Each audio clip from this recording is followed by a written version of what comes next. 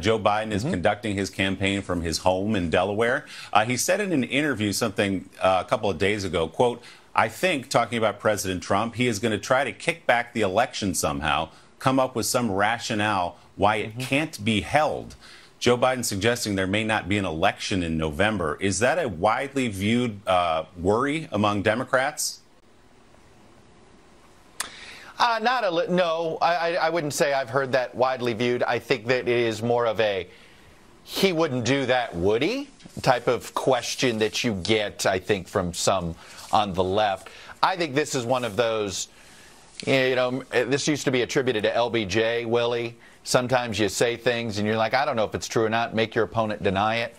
This had the whiff of, what's the downside of the vice president saying it? It fires up the Democratic base, reminds them they need to show up and vote, and then it sort of force your opponent to say, oh, no, I'm not going to delay the election, which, of course, they'd like to get him on the record saying just that, Willie. You mentioned Vice President Biden. He suggested this week that President Trump might try to some way hold back the election, delay the election.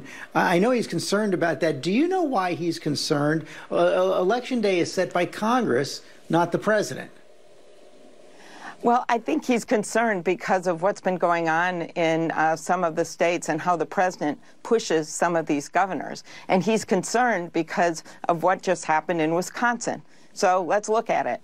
While President Trump was in the White House ordering a mail-in ballot to vote at home in the luxury of 1600 Pennsylvania Avenue in his slippers — I don't know if he had on slippers, but that's my image — people in Wisconsin are standing in garbage bags with masks on their face, getting off of work at hospitals, standing in line, having to choose between their health and their right to vote.